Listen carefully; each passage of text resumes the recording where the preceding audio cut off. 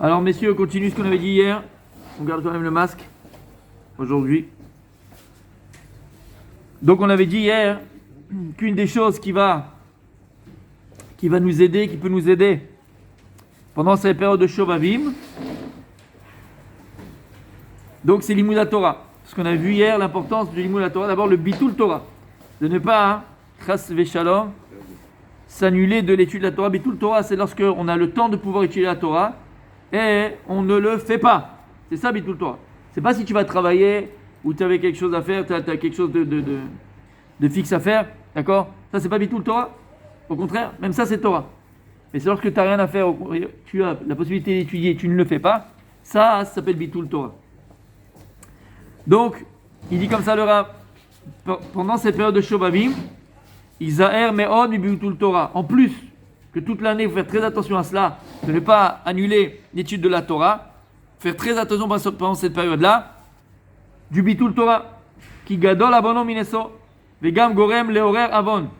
Il dit parce que ça éveille aussi la faute. Et il explique ici. La Gemara dans Masechet Shabbat, elle dit comme ça. Daf Pe Gimel Amoud Bet. Amar Rabbi Yochanan.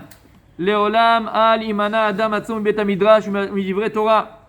Vafilu bishat mita. Sheneemar zot Torah adam ki amud ba'oel. Donc il dit comme ça. Leolam, toujours.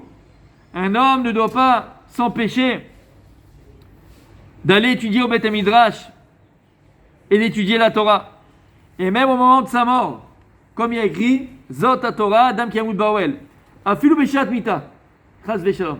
Même au moment le plus difficile peut-être de la vie, de l'existence, où la personne elle est mourante, la personne elle va quitter ce monde-là, si elle a encore la force de pouvoir parler, de pouvoir, elle doit jusqu'à la fin de sa vie, dernier souffle, étudier la Torah. Gemara dans Masechet Shabbat. Amar Resh Lakish, il dit Resh Lakish. En divrei Torah mitkaimim ela bemi shemimit atzmo alea. Sache que, comment tu peux acquérir Behemet la Torah? La Torah n'est acquise que par des personnes qui se tuent pour elle. La Torah, elle est acquise par des personnes qui se tuent pour elle. C'est que c'est difficile. Le soir, tu rentres, tu es fatigué. La seule chose que tu veux, c'est te prélasser sur ton canapé avec une bonne bière, un beau popcorn et voir le final de la Champions League. Ou un bon petit film de James Bond, le dernier James Bond. Ça va, j'ai travaillé toute la journée, je suis fatigué. Ça dit que tu passes à côté de ta vie. Si tu as des forces ou si tu n'as pas de force, cherche-les les forces. Pour avoir un CDR, pour te fixer un moment d'étude de la Torah. Le matin, l'après-midi, le soir. On a une mitzvah d'étudier la Torah le jour et la nuit. Pas parce que le matin tu viens un cours pendant une demi-heure que le soir tu n'as pas besoin d'étudier. Le matin et le soir.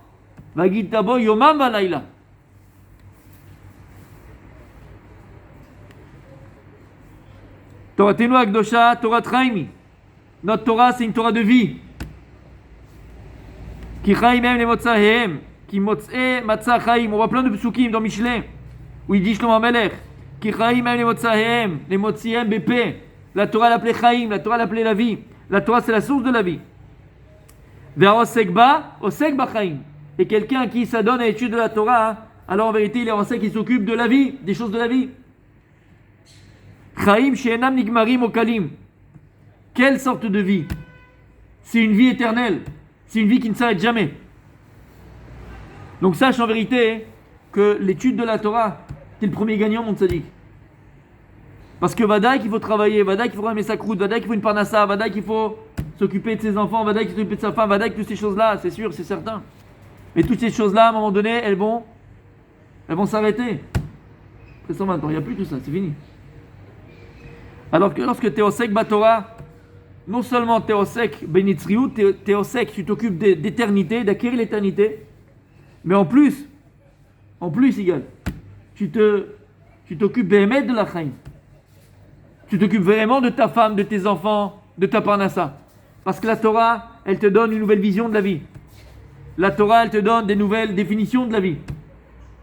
Et ces définitions que là, elle te donne, c'est les véritables définitions de ce que c'est la vie. On a dit dans un des cours, la Torah, elle te remet en place ta Sulam Ma'arachot, ton échelle de valeur. Il dit Abdesler, une personne se doit d'avoir dans sa conscience tout le temps une échelle de valeur. C'est quoi l'échelle de valeur? Un ordre de priorité. Échelle de valeur, ça s'appelle un ordre de priorité. Et il y a des gens malheureusement qui n'ont pas d'ordre de priorité. Ou au contraire, les ordres de priorité sont erronés chez eux. Qu'est-ce que tu fais passer avant? Ton travail ou tes enfants? Ton travail ou ta famille? Ta réussite personnelle ou la réussite de ton couple? Qu'est-ce que tu fais passer? On peut avoir les deux. Mais parfois, c'est l'un va bouffer sur l'autre. La Torah, elle te ramène, elle te redonne une véritable échelle de valeur. Qu'est-ce qui est primordial? Qu'est-ce qui est essentiel? Non seulement par rapport aux autres, ton couple, ta femme, tes enfants, tes relations avec les autres, mais surtout par rapport à toi. Elle te permet aussi d'avoir d'un ordre d'idées, avoir les idées ordonnées. Et lorsqu'on avait dit les idées sont ordonnées, alors automatiquement tu as la bracha, automatiquement tu réussis. Donc lorsque tu étudies la Torah, la Torah l'appelée Torah Trahim, c'est une Torah de vie. C'est pas comme une science, c'est pas comme une philosophie qui n'a aucun rapport entre ce que tu pourrais apprendre et ce que tu pourrais vivre. La Torah, elle te permet de vivre ta vie dans ce monde-là, comme il faut. Et t'as pas un instant dans ta vie, un instant, tout au long de ta vie, où tu peux être batel mina Torah, tu peux ne pas étudier la Torah. Et maintenant que l'âme, elle est éternelle, l'âme ne connaît pas la mort, c'est le corps qui connaît la mort. Du coup, tu te rappelles? Ouais, bien sûr. C'est l'âme elle est éternelle.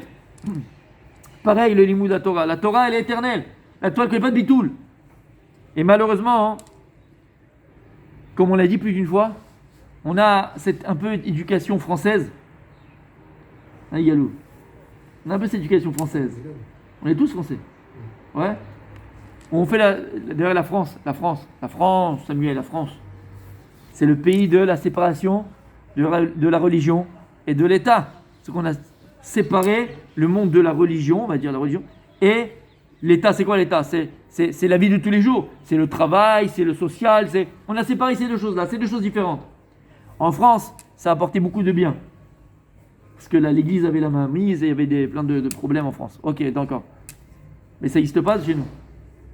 Ça n'existe pas dans la Torah. Tu ne veux pas séparer l'État de la Torah. Bah ici ils font ça. Oui, parce qu'on n'est pas encore sous le régime. Malheureusement, on n'est pas sous le régime de la Torah. Mais c'est quoi le régime de la Torah, mon tzaddik? Sans vouloir te choquer. C'est quoi le régime de la Torah? Le régime de la Torah. Capitaliste? Non. Communiste? Non. Hindouiste? Non. Maoïste? Non. Démocratie? Non. Communiste peut-être un peu, C'est quoi le régime de la Torah? Monarchie unique. Monarchie. Non, c'est une monarchie. C'est la royauté. Et c'est à l'inverse de la démocratie. Parce que la démocratie, qu'est-ce qu'elle dit? Le pouvoir au peuple. C'est-à-dire que c'est le peuple qui dit aux ses dirigeants quoi faire. La Torah, elle dit non. C'est au roi d'Israël de dire au peuple ce qu'il doit faire. Et bien sûr que le roi d'Israël, il est choisi par Akadosh Baruch Hu, on l'appelle Mashiach, David Amelech. Qui était plus grand que David Amelech. Et lorsque le peuple avait besoin de Parnassa, qui on allait voir? David Amelech. C'était qui David Amelech? C'était le Rav de l'époque. C'était non seulement le roi, c'était le Rav. Comment il dit dans Maseret Brachot? Que les rois des nations, eux, ils se lèvent 4 heures après le lever du soleil, pépère, peinard, tranquille. Il dit, moi je me lève Khatsot Laïla pour te louer à Kadosh Baruch Hu. Il dit, tous les rois du monde, eux, ils sont bien habillés, ils sont propres, ils brûlent, ils machin. Moi j'ai les mains remplies de sang.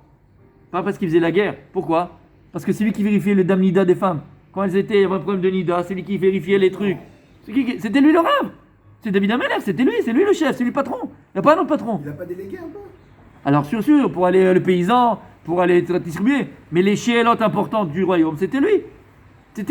D'Alakha, je ne parle pas de Alakha. Donc nous, il ne peut pas y avoir de séparation entre l'État et La religion. c'est autonoma. Parce que là, c'est ce que tu fais, c'est que tu fais une Torah saucisson. C'est qu'il loue la Torah, bon, c'est bien pour les... Ça, c'est voilà. Si tu fais la Torah chrétienne, alors la Torah, la religion, c'est bien pour les prêtres, mais c'est pas pour le peuple. Rien d'avoir casé.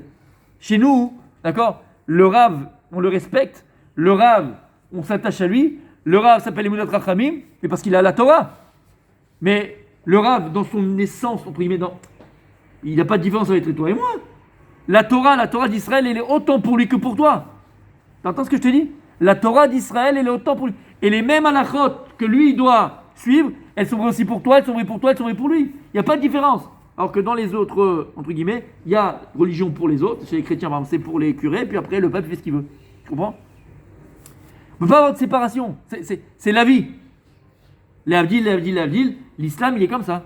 Ce qu'ils te disent dans les, comment on appelle ça, dans les JT, tout ça, d'accord? Il ne peut pas avoir de différence entre l'islam politique et l'islam religieux, c'est pas possible. Parce que ça ressemble beaucoup à la Torah. C'est Autonava.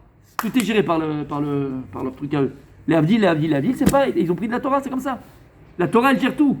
David Amelech, lorsqu'il n'y avait pas de Parnassa, il venait voir David Amelech. David, Melech, on a besoin, alors Israël a besoin de Parnassa, qu'est-ce qu'on fait? C'est lui qui gérait. Tu comprends ce que je veux dire? Comment? Quelqu'un parlait? Non. Ah, j'ai entendu. Ah, c'est le piano. D'accord. Donc c'est lui qui gérait. Donc on voit que la Torah, il appelait Torah Traim. La Torah, c'est la Torah de vie. Je ne peux pas séparer ces deux choses-là. Au contraire, c'est un danger de le séparer. Il y en a qui ont essayé. On les a appelés l'époque des maskilim. Avec Mendelssohn et tous ces gens-là, tout ça, dans les pays de l'Est, d'accord? Ils ont la Haskalah, maskilim. La Haskalah, ils se disent, eux, c'est les éclairés. Ils ont dit, ça suffit. Il faut séparer maintenant la religion de la vie sociale. Donc, soit religieux chez toi à la maison, et soit laïque, entre guillemets, à l'extérieur. C'est ce qu'ils ont laissé faire avec l'alliance et toutes ces choses-là. Mais c'est pas possible, ça va pas. La Torah, c'est la vie. Ils ont fait ça parce qu'ils avaient peur de. Ils ont fait ça parce qu'ils ont fait ça, en tout cas, ça a été une hécatombe. Il y a beaucoup qui ont. Ils ont fait ça bien avant l'antisémitisme. Bien sûr. Ça franchit. Il n'y avait rien encore de sadique. Donc c'est pour gravir les échelons sociaux. Comment? Oui, bien sûr, il y avait. Non. Non, à leur époque. À leur époque, c'était là. Exactement. Parce que c'est vrai. Non, attends. Parce que c'est vrai qu'il y avait des barrières pour les juifs, d'accord? Ok, mais c'était la fin, ça donnait la fin du peuple juif. Allez, à cette époque-là, avant cette époque des maskilim, d'accord? À part. On va pas dire qu'il y a eu ça parce qu'ils ont fait ça. Ah si, il y a eu ça parce qu'ils ont fait ça. Ah, ça c'est pas chaud. Le Rav. Non, c'est l'histoire, c'est-à-dire qu'on ne parle pas maintenant de oui ou non, c'est de l'histoire. Moi, mon grand-père, il faisait plus rien parce qu'il a été à l'Alliance. Là, il était à l'Yeshiva jusqu'à les petits à Tunis. Il te le disait clairement, c'est tout. Après, ils leur ont proposé des choses que voilà. Mon grand-père, jusqu'à la 13 ans, il était à l'Yeshiva. Ils les ont amadoués, tu vas avoir des métiers, tu vas gagner beaucoup d'argent, il est parti, il a tout lâché. Et combien toute une génération qui était tous, ça n'existait pas autre chose. Au Maroc, en Tunisie, ça n'existait pas autre chose que le Talmud Torah. Il n'y avait pas, ils ne connaissaient pas. C'est l'Alliance qui a tout foutu en l'air. Et qui a fait sauter toute une génération. Que ce soit en Tunisie, en Afrique du Nord, ou que ce soit bien avant dans les pays de l'Est. Badaï. Ça a été une hécatombe. Le Rav Eliaou Baruch, Raphaël Baruch Toledano, vous connaissez? C'est ça que tu vois, Tzadik Elion du Maroc. Quand l'Alliance, ils ont ouvert là-bas dans sa ville, je crois qu'il était à Fès ou je crois qu'il était à Fès, dans Marrakech. Quand ils ont ouvert, il s'est mis devant l'entrée comme ça, par terre, devant l'entrée. C'est pas des histoires, c'est devant l'entrée. Et bien celui qui veut aller là-bas et tuer le truc, il est obligé de m'écraser pour pas que les gens, ils voyaient le danger déjà. C'était des géants. Donc oui, ça a été un danger. Les rabbins de Tunisie ou les rabbins d'Algérie n'ont pas essayé de se mettre de faire la même chose. Non, parce que je vais expliquer pourquoi. Mais bon, après on va partir du sujet. Parce qu'au départ, c'est vrai, c'est de l'histoire, ce que je vous dis. C'est pas de. Au départ, ils pensaient que c'était bon, ils pensaient que ça pouvait être bien. Il y a un rap tunisien, j'arrive plus à me trouver, je rappelle son nom, très connu. D'accord, on fait ça Iloula d'ailleurs aussi. Qui était de. Comment? Ils sont venus le voir, l'Alliance et tout ça, parce qu'il faut comprendre, hein, ces gens-là, ils étaient avec la kippa, tout ça, machin bidule chouette, hein, c'était pas des gens. Et ils ont dit, on va faire des nouvelles écoles avec des trucs et machin pour les enfants et tout ça. On a besoin de ton aval, quoi. Et il a signé. Il a été séduit par ça, il a signé. Et lorsqu'il a vu c'était quoi en vérité ce qui se cachait derrière, il a dit sur lui-même, quoi, il a dit, je prie à Kadosh Baruch que la main qui a signé là-bas, elle soit coupée. Que la main qui a signé ce papier, elle soit coupée. Alors que c'est lui qui a signé, c'est en Tunisie. Très connu. Bokhara, ou je ne me rappelle plus comment il s'appelait. Je ne me rappelle plus qui c'était. Mais on peut retrouver, c'est une vraie histoire. On peut retrouver. En tout cas, on revient à nos trucs. Juste pour dire que quoi, hein, que nous, dans notre tête, on n'a pas le droit de séparer la Torah de la vie. La Torah de la vie sociale, la Torah de la vie professionnelle. Quand tu es au boulot, mon tzaddik, c'est vrai, alors là, ici, je fais ce que je veux, je peux voler, je peux mentir, je peux draguer. Quel rapport? Quel rapport? Tu es au travail, c'est Torah. T'entends ce que je te dis? Tout est Torah. Mais va-t'en. Parce que tu as plein d'alakhot. Est-ce que je peux dire ça? Je peux pas dire ça. Est-ce que je peux faire ça? Je peux pas faire ça. Je dois pas voler mon patron. Déjà, mais toutes ces choses-là. Et savoir que tu fais une mitzvah. Tu as une mitzvah d'être méfornès ta femme et tes enfants. Tu fais une mitzvah de donner à manger à ta femme et tes enfants. Tu fais une mitzvah. Tout est Torah. Tu comprends ce que je veux dire? Et nous, malheureusement, très souvent, hein, ou bien même dans les périodes dans les périodes de l'année, pendant 10 mois de l'année, Baruch Hashem, Tfila Beminyan, je viens à la synagogue, je me fais, je me donne, verroulé, machin, et juillet, août, Le feu. là, la Torah, elle est mise de côté, on y va, Las Vegas, Copacabana. Pattaya, d'accord? On y va, bah, c'est des vacances, tu comprends? En d'avoir casé. Après, que dans la vie de chacun, ça c'est certain, on a des hauts, on a des bas, des fois on est plus, des fois on est moins, ça fait partie de la vie de tout le monde, tu comprends? Mais que nous en fassions un mode de vie, ça on n'a pas le droit. Tu comprends ce que ça veut dire? Après que des fois on est en haut, des fois on est en bas, des fois on a du mal, des fois ça c'est naturel. Ça c'est naturel. Allez.